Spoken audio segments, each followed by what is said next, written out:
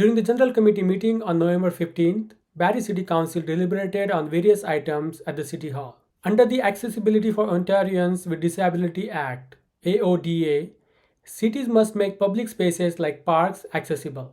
Ward 10 Councillor Bryn Hamilton raised concerns about a gravel parking lot in Painswick Park. She noted the lot's poor condition with potholes and lack of direct sidewalk access, making it challenging for accessibility vans and wheelchairs. Even a week after this lot is graded, there are a significant number of potholes and rivets located throughout the parking lot, so that does not actually meet AODA standards. Hamilton emphasized the need to prioritize paving the lot, citing safety and accessibility issues. Despite budget constraints and the estimated cost of between $400,000 to $600,000. Still looking at to try to make this, as safe as possible, and temporary measures given that the lot is not paved, and they explain the cost of the lot as well, being in the ballpark of, I think it was $400,000 to $600,000.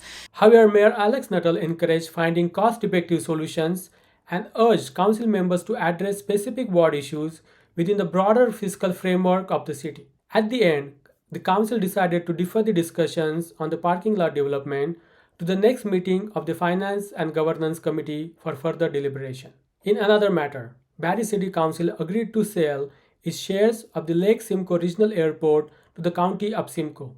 During this process, Mayor Nuttall suggested adding a special condition to the sale. He proposed that if the County of Simcoe decides to sell these shares in the future, Barrie should have the first right to buy them back at the same price. The value of that property as an airport is much lower than the value of that property zoned, let's say, industrial out there, and it's surrounded by industrial land. So if there were a point where, the county were to pull the parachute per se, and then sell the land as just raw land, the value is much, much, much higher than that of an airport, and we would have sold at the value of an airport, and they could potentially sell the value of something else. And I think that to protect our taxpayers and the amount of money we've invested in this annually, as well as to stopgap it, I would ask that somebody move an amendment to add in a first right of refusal clause to the negotiation. The proposal was approved by the council. This measure aims to safeguard the city's interest, allowing Barrie to repurchase the property at the same price, preventing its resale at a higher value. The sale is said to bring around $1.2 million. This influx of funds will help reduce the strain on city's county capital reserve. Our contributions to the county for their capital program is funded from the city's what we call county capital reserve. As you dive into your budget binders over the coming days, there is a page number in there that will show you that reserve is overcommitted by quite a bit. So these funds would help offset future increases for the taxpayer. If you do approve this motion, it goes into that reserve.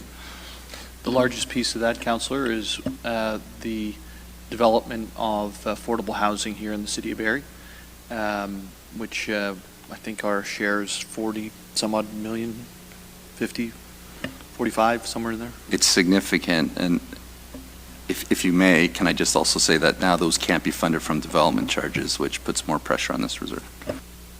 Follow the timestamps in the description to jump to the relevant section of the video.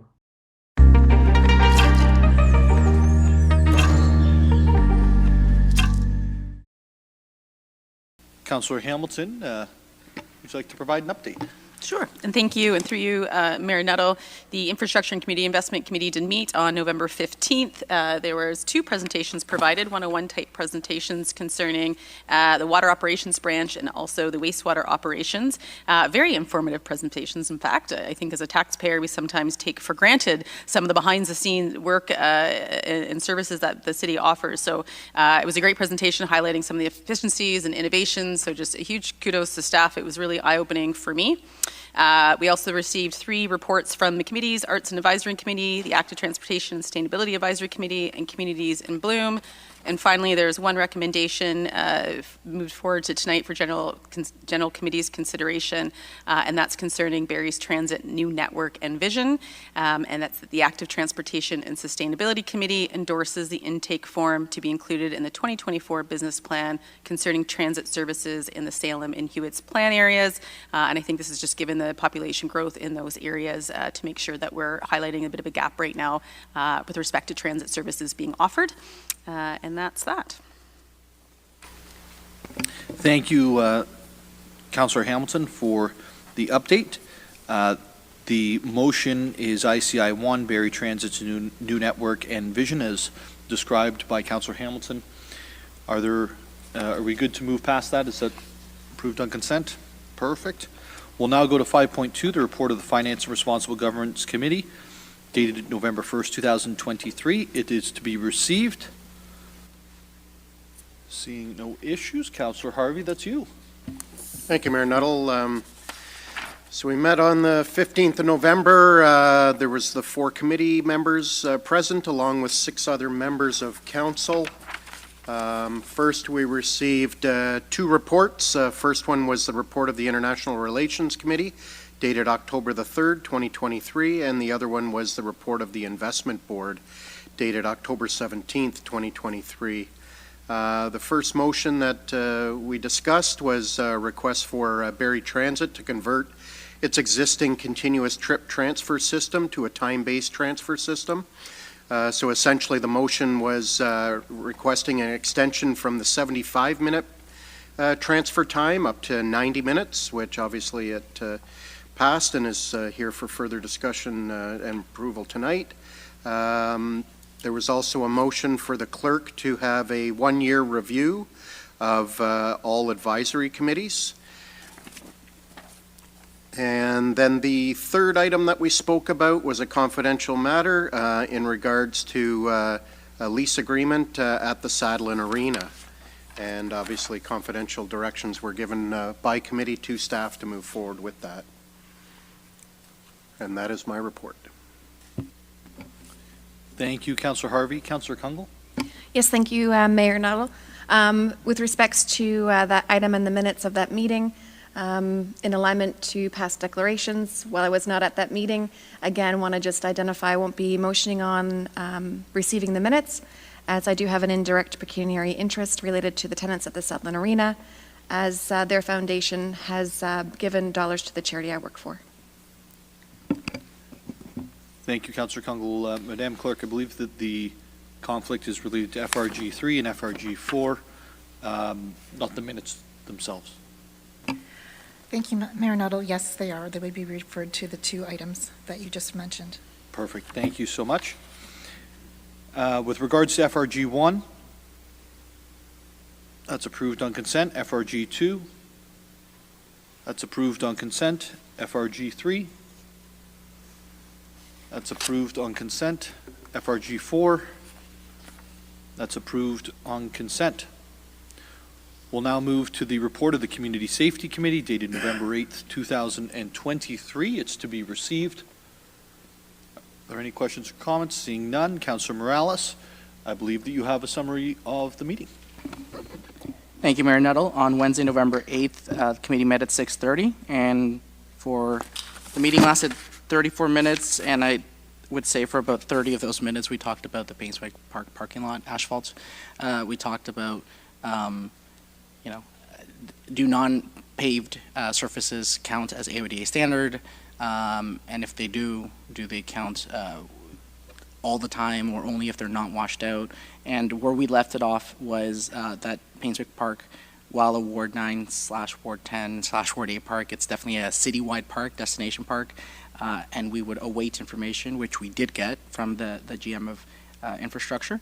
And I know there's probably going to be a wholesome discussion on this as well. Thank you, Councillor Morales, for the update. So you're saying the parking restrictions did not take the 35 minutes? Correct. Perfect. So we'll move right into CS1, investigation, design, and reconstruction of the main parking lot in Painswick Park.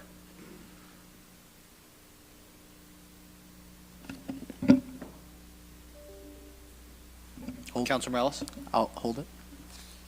Held by Councillor Morales. Then the parking restrictions on Sherwood Court. Those are approved. We'll now move into staff reports. Councillor Morales, your mic there is. Now move into staff reports. DEV 060-21, amendment to the zoning bylaw 582 Essa Road. Hold, please. That's being held by Councillor Harvey.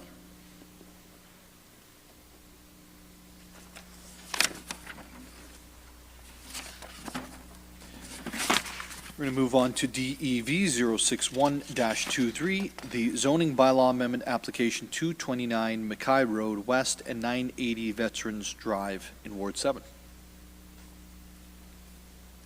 That's approved. Grant application for Skills Development Fund Training Stream Application Guide. That's approved. Sale of shares of the Lake Simcoe Regional Airport. Can someone hold that? Hold, please. Perfect. Thank you, Councillor Harvey.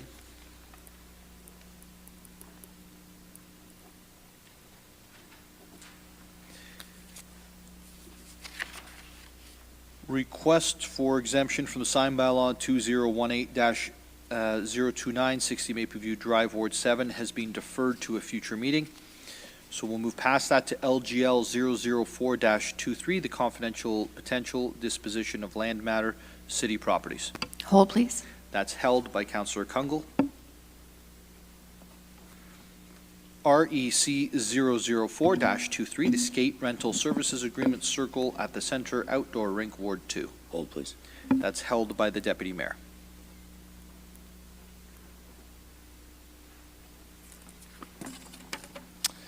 That constitutes all of the matters for the evening, so we're going to jump back to the first one that was held. If I can get my notes straight here. It's CS1, investigation, design, and reconstruction of the main parking lot in Painswick Park. That's Councillor Morales. Perfect. Thank you, Mayor Nuttall. And 9 years in, and I'm still going to ask, if I referred to a reference committee, that is non-debatable? Perfect. So I haven't yet decided it. I'm sure that'll come to me in probably 40 seconds or so. I just wanted to hold this item. There was a wholesome discussion that was had. And I know maybe some other members of council want to ask some clarification questions on AODA standards as well. But I just want to reiterate for those that weren't present in the last meeting, this is definitely a citywide park. I think it is very telling the fact that this motion came from an advisory committee, an accessibility and seniors committee. And for full disclosure, I didn't talk to the members of the committee. I didn't direct them to table this or move this. This was something that was brought to their attention by a staffer. And they decided to put it on the agenda. They decided to have a discussion. They decided to move a motion, and they decided to send it up the food chain. So definitely very objective from there. I'll let the Ward 10 councillor go now because I know she may have some really specific questions. And then after that discussion, I may get your attention again. Councillor Hamilton.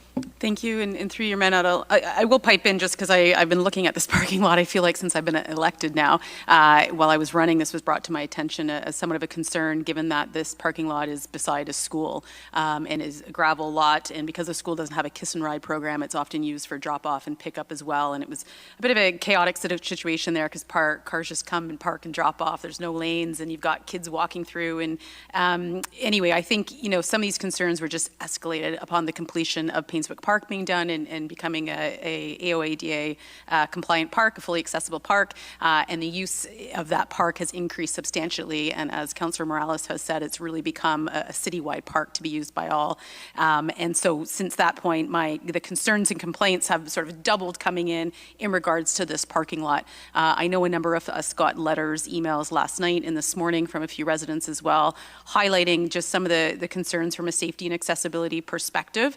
I appreciate appreciate, Bella, after last week's fulsome conversation during the safety committee, there was questions raised as to whether or not the gravel lot met AODA regulations or not, and also some questions in terms of the accessibility of the park and what paths were available from the sidewalk for people walking as well. So I appreciate the follow-up and the information that was provided.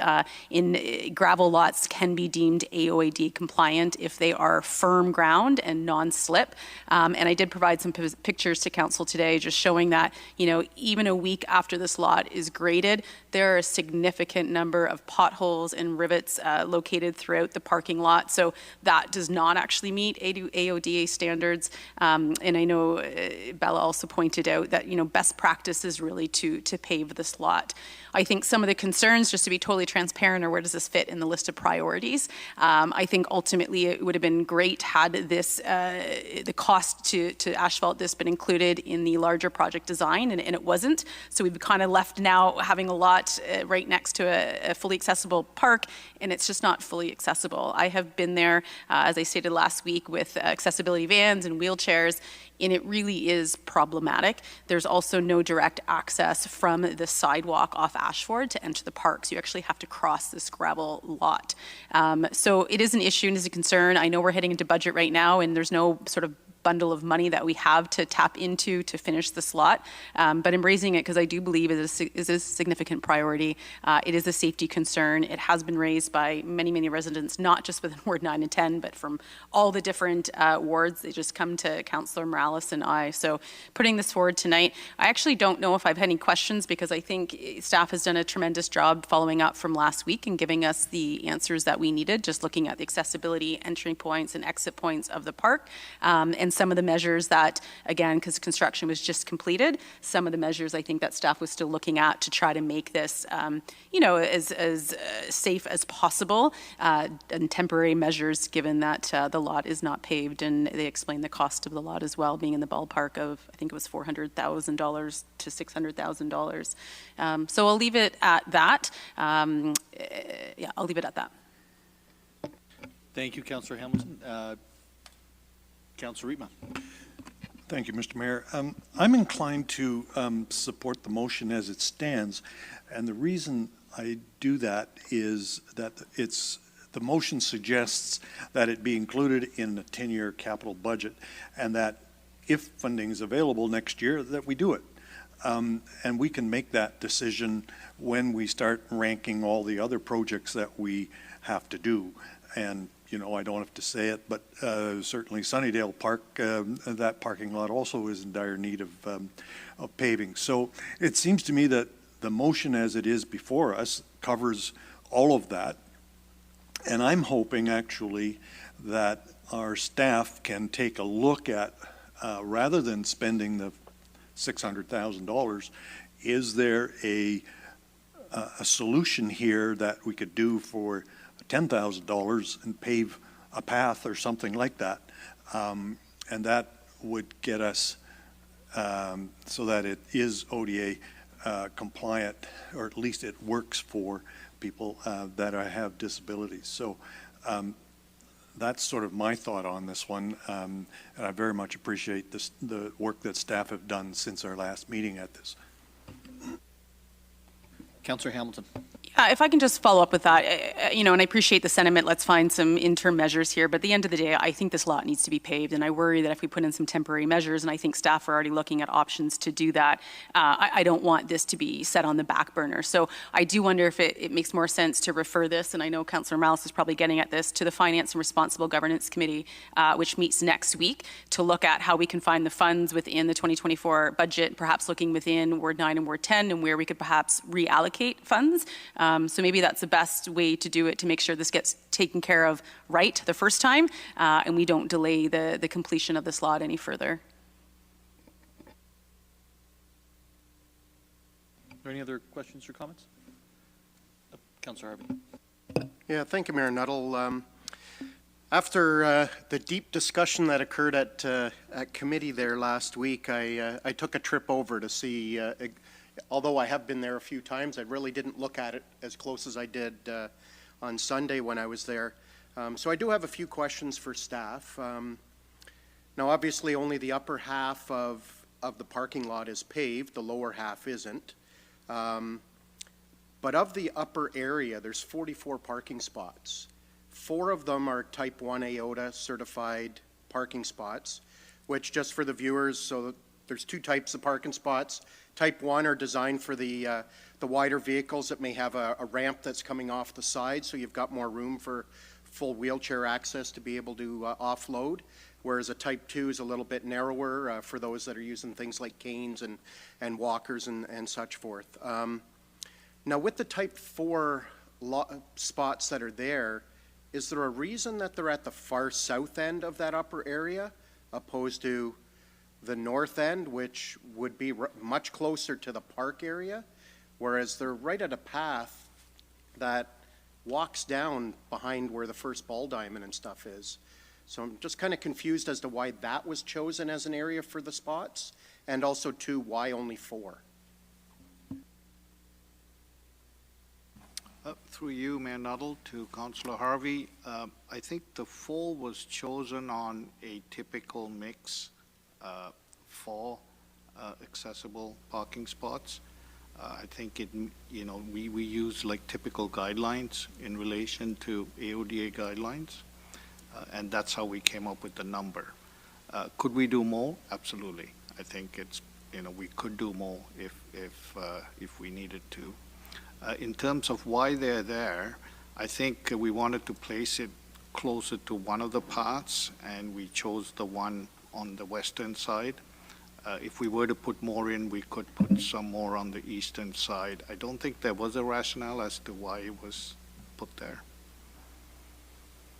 Okay, thank you. Yeah, no, I know it might meet the minimum standards for AODA, but I think we kind of missed the mark with the volume, especially when we're building a specific fully accessible park where there's going to be an increased volume in traffic that are going to need those accessible parking spots. So I think the first thing that we definitely staff need to look at, whether they need direction through this, I'll leave that alone at this point. But we definitely need to increase the number of accessible spots, especially along that front row, right where the pathways are. And that, I think, will solve most of the issues that have been brought forward as a result of this. Now, it still obviously doesn't resolve getting from the public sidewalk across the gravel area, which, it's not an ideal situation. It might meet the standards, but I know actually Councillor Rietma just mentioned it, that one solution may be a pathway, which is obviously going to be a lot cheaper than paving the whole parking lot. But again, I encourage the 2 councillors that are bringing this forward to find some funding sources to resolve this if it's that important, because obviously we're getting into budget discussions, and ultimately I think what it'll end up doing is probably reducing some paving elsewhere in the city. And obviously this is important, but also other areas of the city are also important too. So I do support this. It's just a matter of where's the $400,000 to $600,000 going to come from, and obviously it's going to have an impact on another project somewhere through the city. Any other questions or comments? Seeing none before, is this the actual referral motion? Okay, go ahead. Quick comment before you go, and then just to hear my colleagues on this. Mayor Nuttall, I'm going to paraphrase something you said at last meeting. We have a lot of gravel lots, and we have a lot of situations like this with these really concerning potholes. The difference is this is meant to be a fully accessible park, so we should, ensure that our fully accessible park is truly fully accessible in all its capacity. So I think that's what kind of differentiates this one. I also want to say to my colleagues, I usually don't have trouble saying no to my residents or explaining the logic behind tough decisions we make. I don't have issue with that. I'm having some serious issue talking to mothers, and it's only been mothers that have contacted me, and telling them this is good enough for your kid that has mobility issues. I don't have kids, and I'm not a mother, so it's been really awkward for me. And it's tough saying that when they live this life, and they probably have for a while of their lives. In addition to that, a lot of the families that are really honing in on this are Ward 10 families. So I'm not just like bringing Councillor Hamilton to help me. A lot of the feeder from the school is actually Ward 10 for the elementary school at least. So I think that just to give clarity to my colleagues, that's why you're hearing a lot more from Councillor Hamilton on this, because it's her population per se that is being a little bit more directly affected, even though it affects all of us. So again, there's been many requests like this down in Country Club Estates. They've been wanting basketball court for 9 years. They've been doing this, they've been doing that. I've held the line on a lot of items that haven't even made the council chamber, but on this one, it's a unique situation. I love the feedback about trying to find some funding and doing what we can, and I will let you go now. Thanks, Councillor. I think this is an interesting one for us as a council, actually, because what we're dealing with is both the idea that there's a specific ward or wards, quite frankly, because 9 and 10 have, a lot of the same demographics, a lot of the same issues and concerns. When I represented there, Councillor Prince represented Ward 9. We ended up working together a lot on many of the issues because that's just the way it is over there. At the same time, there's demands all around the city, right? And Sunnydale was one I brought up, and or maybe you brought up, Councillor, and then I brought it up after, stealing it. But it is one that needs a similar piece. And so I think part of the struggles here that we're grappling with is the idea that there's a demand that's current, there's an existing capital plan that says something else, and how do we then navigate it without having an effect on the overall taxation in the city of Barrie, which we're all cognizant of, I know, especially in these times where people are, finding it difficult and struggling. So it's really easy to find ways to spend money, and it's really hard to find ways to save money. When people are coming to me with ideas, I always say to them, and almost everyone on this table probably has heard me say this, is find a way to fund it, and I'm in. Obviously if it's common sense, I'm in. And I think that this is probably one of those scenarios, wasn't contemplated, wasn't, really seen ahead of time. Is it a gap? Sure. Is it affecting people's lives? Yes. And so how do we navigate this and move quickly and swiftly? And I think that the answer is do the work, come back with the solution. And I think that that was brought forward today to me and to others, and obviously to Councillor Harvey as well. I think it's a great idea on how we should deal with these types of items going forward as members of council. If there are special things that you need to see happen in your ward because it is having a mass effect, you need to be able to bring those forward. You need to be able to deal with them, but you need to do it in the context of the greater global, team you're on and budget that we live under. So thank you, and I will now relinquish the floor because I believe that the councillor has a referral. Thank you, Mayor Nettle. I'd like to table, or General Committee, I'd like to table on the floor a referral motion for, give me 1 second, for CS1, investigation, design, and reconstruction of the main parking lot in Painswick Park, referral to the next Finance and Good Governance Committee reference meeting. So referral motions on the floor. It's non-debatable. Are there any, you can't even ask questions, can we, Madam Clerk? Then no questions being asked for. We'll call the vote. All those in favor? And it carries. We'll now move on to the next held item, which was Councillor Harvey, DEV 060-21. Yeah, thank you, Mayor Nuttall. I'll put it on the floor as printed, and I do have an amendment. And that would be to add one additional section onto the end of section 3 sub D, that after the words a site plan agreement, to add including details on the privacy of adjacent residential units due to openings, glazing, and the rooftop amenity space, and if any private trees are removed, replacement trees should be a minimum of 60 millimeter caliper size along the northeast property line adjacent to the existing residential uses. And I can actually email that out to people if they, a little easier to follow.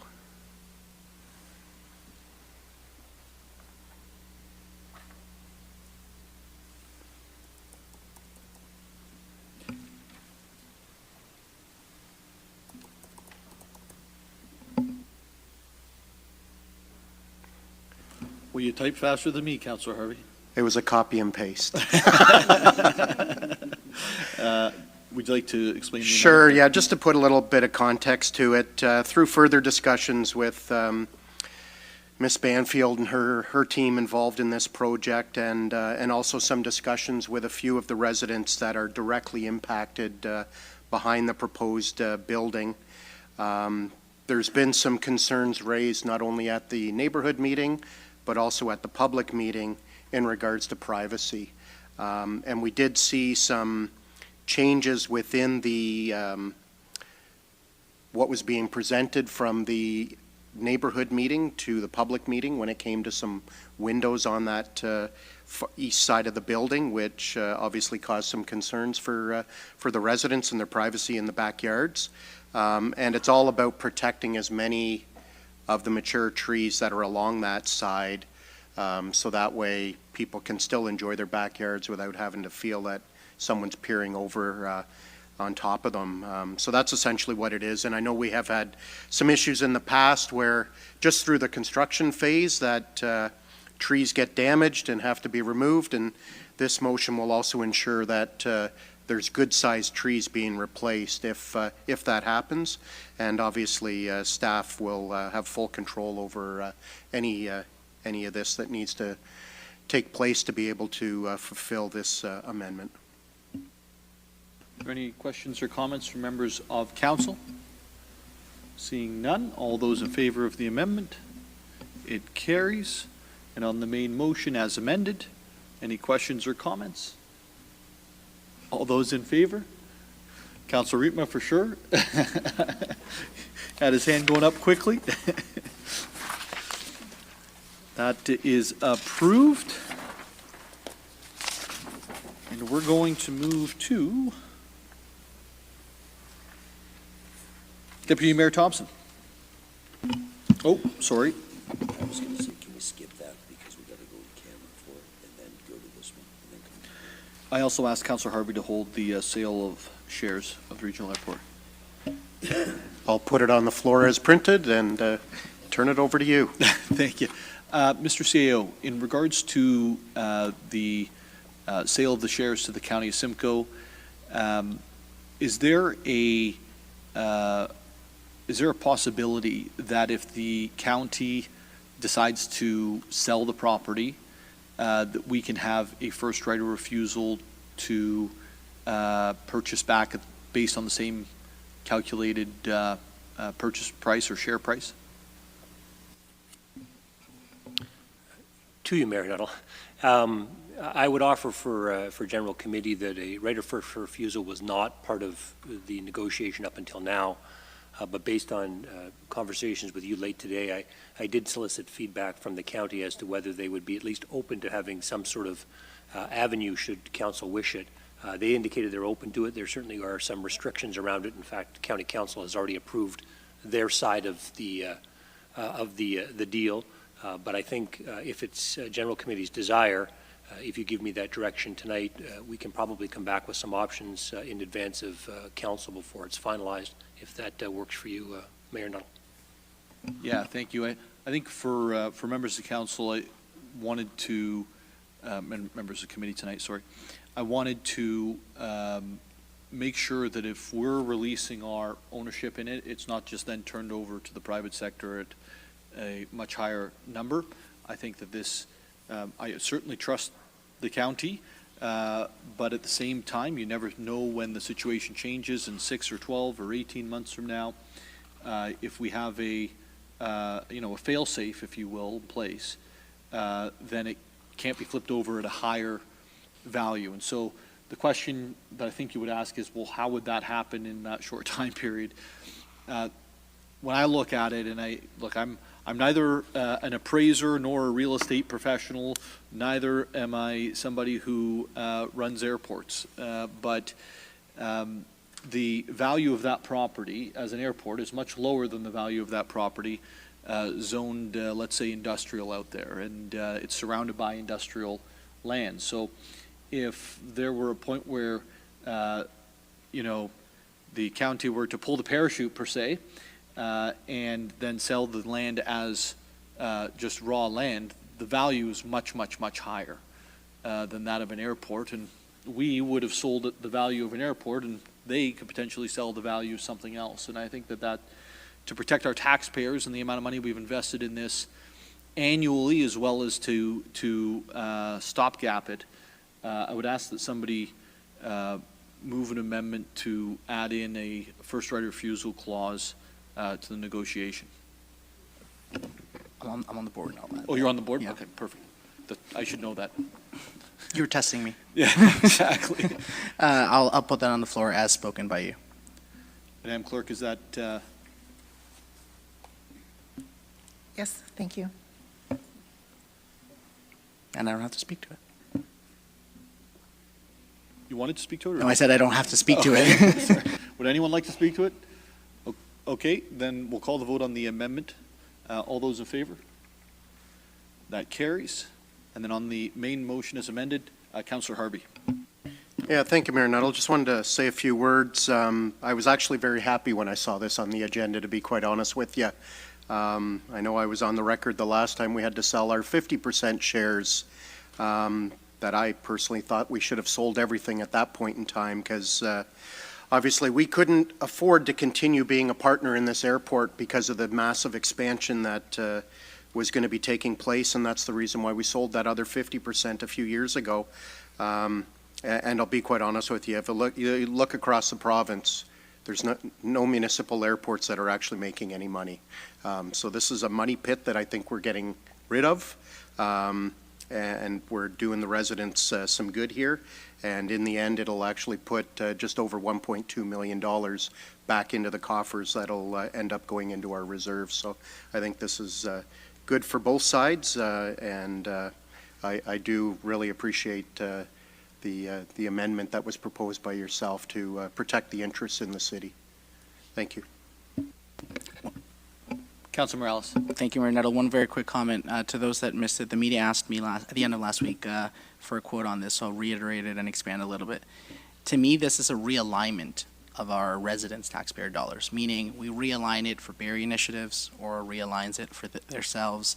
It doesn't mean we don't care about the airport. It doesn't mean it doesn't benefit Barrie as well as Simcoe County, but it allows us to focus our monies locally. They focus theirs. The county, if they choose to, at appropriate time, focuses on the airport.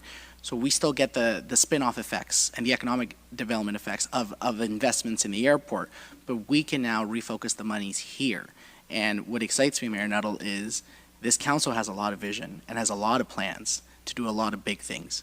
And this motion, while seemingly small, realigns us and sets us up in a trajectory to be able to be successful in those projects, be successful in that vision that you've laid out and that we're slowly and surely implementing.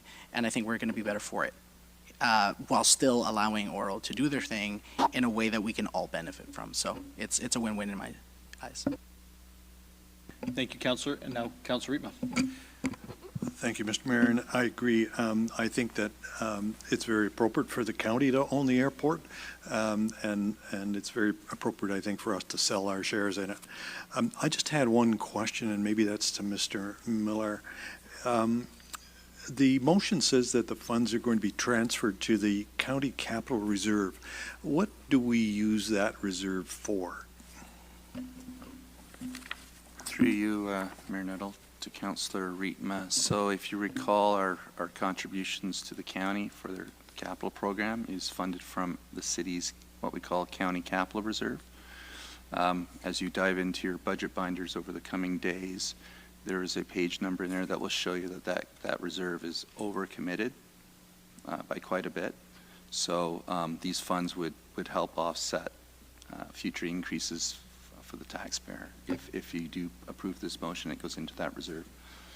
The largest piece of that, Councillor, is the development of affordable housing here in the city of Barrie, which I think our share is 40 some odd million, 50, 45, somewhere in there. It's significant, and if you may, can I just also say that now those can't be funded from development charges, which puts more pressure on this reserve. Okay, thank you. Any other questions or comments? Seeing none. On the idea of not being a shareholder in the airport, I think, quite frankly, when the decision was made to go down from 60 to 10, the decision was made for today. Being a 10% partner in something means you're along for the ride and the flight, if you will. And I don't think that that's necessarily where we want to be on this. Secondly, we have another transportation asset, being our railway, and the city owns it. The city operates it. It is good for Barrie. It is better for Innisfil. And so we do our part when it comes to transportation assets in Simcoe County, just even through the rail, let alone what we've done on the airport. And I think it's important to remember we are a very strong player for the greater area, not just within the bounds of the city of Barrie. With that being said, I will call the vote. All those in favor? And it carries. Separate report. A separate report has been requested by Councillor Morales, Madam Clerk. It's recorded, thanks. Yes, we hit the eject seat. Yes. And pulled the ripcord. Bob, there's the headline. Pulled the ripcord. Deputy Mayor, you held the skate rental. Thank you, Mayor Nuttall. I'll put the motion on the floor as printed. Through you to staff. Just wondering where, Mr. Bell, where did this come? Did the company reach out to us, or was it something that we seek? We had been talking about it for a while. Then this individual company had a discussion with us about doing a test at the Circle at the Center. And I guess it's being new and stuff. Is there anything that we've kind of set out as a measure of success, or is it the willingness for them to continue after the 2-year pilot? The reason it was set out as a 2-year pilot is we did try this once before back in 2013 and had a terrible winter, so it was deemed to be unsuccessful. So we put in a 2-year pilot just to give it a chance for success in the event that there was inclement weather that doesn't allow us to maintain the surface as well as we would like to. And do you think this could be replicated throughout the city at all our facilities, or is it more just of the outdoor rinks where in our rec centers it's normally people who have skates and it's a different caliber of skater? Yes, there are only 2 outdoor rinks that are maintained using chiller equipment here and at Will Dwyer Park, and Will Dwyer Park is considered a hockey rink as opposed to this one, which is for just social skating, and that's why we thought it was an opportunity at the Circle at the Center. And would there be an opportunity for this company to continue after the pilot and possibly offering, skate sharpening and stuff, expanding it into some of our other facilities? If this pilot was successful, we would have to go to market to make sure that we get the best deal for the city if there are other companies out there willing to provide that service at the Circle at the Center. And as far as our indoor rinks go, we are currently, as General Committee knows, looking at alternative uses for our former concessions areas, and skate rental, skate sharpening is one of those opportunities. Just out of curiosity, I didn't know that there was companies that offered this service and stuff. Is there a variety of companies that do offer this service? We're not aware of any in this immediate area. This is the only company that has ever approached us about this. We do know that they offer this service at the Innisfil Skate Trail as well. Perfect, that's all, thank you. Thank you. Any other questions or comments? Councillor Corser. Through you, Mayor Nuttall, to Mr. Bell. Just a comment, really. When I saw this, I was really kind of happy about it because we all know that times are tight and kids' skates are expensive. So the opportunity to be able to bring your kid out, and especially if it's not something that you do all the time, it really gives kids an opportunity to enjoy the ice skating without having to put the investment in it as a parent. So I think this is really good going forward. That's all I had to say. Thank you, Councillor Corser. I have a question related, but definitely not related, and will not facilitate any amendments for this evening, but just on the downtown, the City Hall ice rink, and then the waterfront one.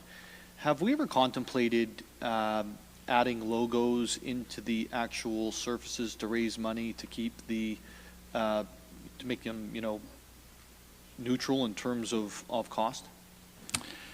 Yes, unfortunately, Mother Nature wreaks havoc with anything that we put into the ice, and I know that from last year, our experience is that we tend to lose about 50% of the ice thickness over the course of the winter, and the logos to be viewed can't be that deep under the ice surface, and so it would cause significant problems if we put them there and they show through the surface. Our machines would destroy them and we'd have to replace them again. So yeah, we have looked at it, and at this time there's no methodology that we're aware of that we could use it for an outdoor rink that's exposed to the sun. And there you have it. That's why it's not there. Thank you. It was a great answer, though. Yeah. No, if I see an opportunity for money, I'm going to jump on it, but not if it's going to destroy somebody's logo. I think that would be counterproductive. Okay, I'll call the vote on the motion. All those in favor? It carries. We're now going to move on to inquiries. So, Deputy Mayor Thompson, do you have any inquiries this evening? I do not. Councillor Kungle, I believe you have an inquiry. I do. Thank you, Mayor Nuttall. I have two. I'll start with the first one. Through you to CEO Prowse, if I may. So whenever we have holidays, I'm assuming, based on what I've seen by emails, whenever there are fireworks, whether or not they're tied to our bylaw around when you can and can't set off fireworks, they raise questions by residents specific to parameters of our bylaw. So the timelines about which they can be sent off and other aspects. We made changes about 2 years ago, I believe, and then had conversations since where we still get some questions, but I think there was an interest around should we follow suit with other municipalities around further restrictions, and we've seen some of those happening, making sure that we've got some input across the city from residents. And so I was wondering if staff would have an opinion about if it would be possible and not too costly to do a poll tied to the bylaws related to fireworks at a residential level and the whole bylaw in itself. And I'll go from there based on your response. Through you, Mayor Nuttall, to Councillor Kungle, thank you for the question. And I know it certainly has been topical. And the issue and concerns around fireworks has certainly evolved fairly rapidly over the last, I would say, few years, maybe just going back to COVID. The short answer to your question, Councillor Kungle, is we do have the ability to run what I would say a short poll on our website. The challenge with that is it's not easy for me to say statistically valid. And so it's easy to be weighted or skewed. If council is genuinely interested in trying to get feedback from our residents on this matter or other matters, I would encourage council to give staff that direction. With a small budget, I think $5,000 or $7,000 probably is enough to get a couple of questions put together in a poll. They could be specifically around fireworks, or they could be around council priorities in addition to fireworks, so that you get some additional value around that. I would also encourage, if council has the appetite, they should include in that direction to staff to talk to our neighboring and sister municipalities around what they're doing, what's working and not. And I think lastly, as I think about the issue, there is new technology available. that is still relatively in its infancy, but may not be cost prohibitive, which may very soon eliminate the need for fireworks altogether. I don't know how valid that would be, but I think that's something council would also want to consider, should they want to consider an alternative action to the approval of fireworks.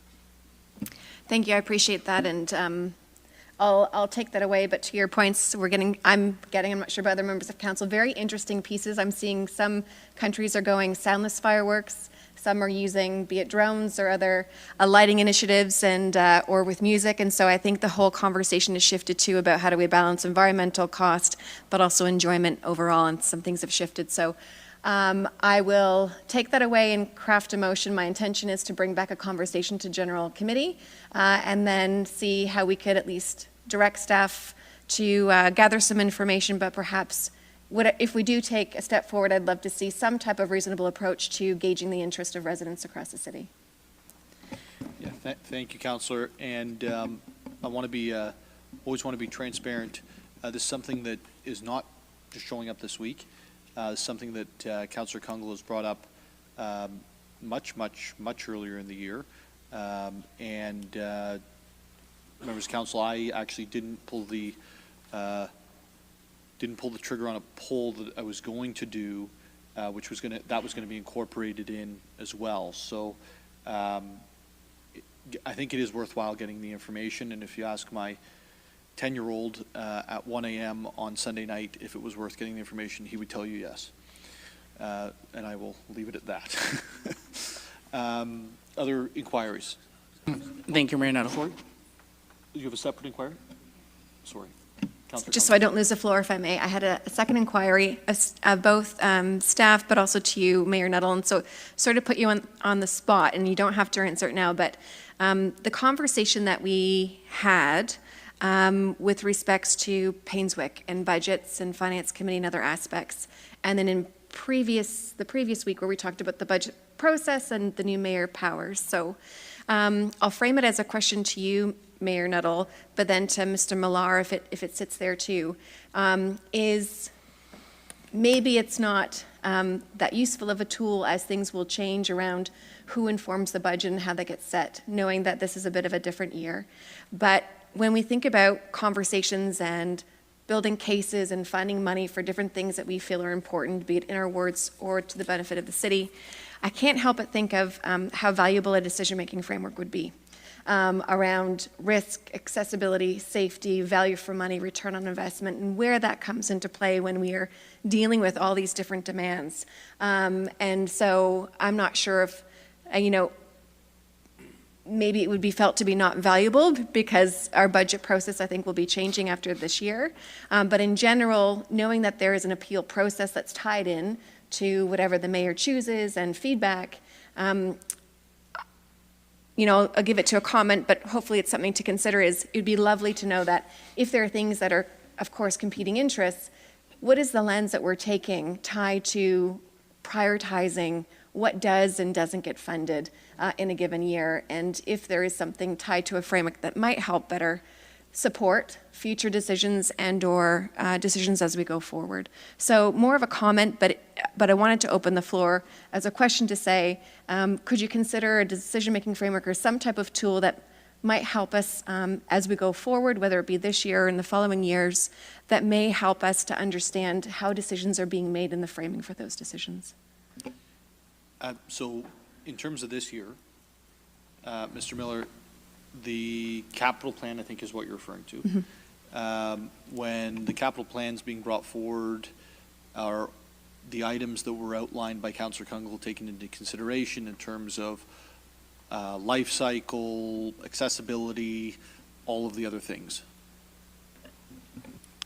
Through you, Mayor Nuttall. So yes, on the capital side, the city does have a robust prioritization process that does exactly that, looks at it from a risk perspective, as well as council priorities. And from that, staff do make recommendations that works its way through. I would anticipate that process will still continue as we evolve and go forward. And if you may, this council hasn't had a chance to bless it yet, but every term of council, we do, and we plan to do this next year, we do bring an update. We have a financial policy framework that has some guiding principles related to reserve balances and some philosophies on respect for the taxpayer. So right now, staff do follow that when we bring things forward and on our reports, and we would again get this council an opportunity to review those next year. So there is frameworks in place, and there are opportunities, I guess, going forward to tweak them. And as we learn the new process that we're in, we'll be better off to do that next year as well. Thank you. And realizing it's more of we're in the process now, but it's more, I think, as we go forward and some of those conversations might have a different forum for how the information's brought back. It would be great if that's something that continues around transparency around how do these things, once decisions come forward, really do align back to that financial framework, but also the lens of safety, risk, return on investment. Yeah, I think the good news is that council's still the one that ends up approving the budget. Whether it's Mr. Miller who brings forward a budget, or if it's myself who brings forward a budget, it's council that will inevitably end up one way or another approving it, either by doing nothing or by doing something, because both are approvals. So, I think that process, you're talking now 13 months out, and I'd be hesitant to commit to a set of processes today on that. I have contemplated that in the same way that the budget as a whole is going to Finance Committee, I'd like to see the capital plan go to the Infrastructure Committee, because I think that those are the appropriate places to have these conversations. And I also would like to see a more length of time associated to the budget than we have now, and we extended it out this year, and I know that we made some amendments last week, but overall this is a much more lengthier, transparent process than has ever been incorporated to any budget in the City of Barrie's history, and I think that's a good thing, right? So that's the direction we're on. We're always going to have to kind of check the air and see if we need to do things better or differently, and make sure that we're living up to our promises on transparency and therefore accountability. Councillor Morales. Thank you, Mayor Nuttall. I think to the earlier comment, I think the good news of where we are is all members of council have had two councillors share that opinion. And then the other good news is it might be a good opportunity, Councillor Congo, for a future Walk With Me Wednesday to be at the St. John Paul II Elementary School parking lot beside Painswick Park, because there's nothing more direct than hearing from a mother who, again, will share with their opinions. So I think that there might be an opportunity there. My question is to also Mr. Prowse. Mr. Prowse, regarding the fireworks, which this is an interesting topic. I appreciate you just even putting out there for the media, for people watching, to say that there might be technology coming forward. I'm a fan of technology, whether it be vehicles or fireworks. In the meantime, do you have any approximation? Because you gave a number to like the survey, like there might be 5,000 or so. Do you have out of your pocket maybe a number? I saw a really good post, Mayor Nuttall, on an online group. It was a member of the Barrie Canadian Indian community who basically said, hey, this is an important holiday to us. However, the pictures you guys are posting, people are posting about the parking lots being dirty are unacceptable. We need to step up. And it was a very good post. And also, I believe in his post, and I'm paraphrasing here, he said something that like this might be a good opportunity for the city to get involved and run a Diwali controlled, clean, and city-run opportunity. So in my perspective, the way I read that, he kind of almost tried to apologize for his community. And again, if he's watching and I'm misquoting, please let me know. But almost apologize for the bad, still support the importance of the holiday, while maybe even proposing an alternative to then maybe cracking down harder on non-sanctioned ones and moving towards something that is supported the way we support other ones. So to the CAO, again, I hate to put you on the spot, and I don't know if you have a number in your pocket, but has staff considered having a Diwali, a city-run kind of firework show specific? And if so, and if not, or if you have, what would be a ballpark number so we could get a rough idea by even comparing it to other fireworks that we've done from a city-run perspective. Through you, Mayor Nettle, to Councilor Morales, I don't believe staff have lent their mind to a specific additional firework. At the risk of putting Mr. Bell on the spot, my recollection was the Canada Day fireworks ran somewhere between 75 and 100,000. Am I close on that, Mr. Bell? Closer to 80,000 when you include the cost of the fireworks and the barge. The fireworks themselves were about $50,000. Okay, perfect. And that's Canada Day, so maybe there might be a size thing. Just if the discussion's happening, I figured Mayor Nettle, I would ask. I also know I extended this offer to Councillor Congo, so I'll extend it to any member of council publicly.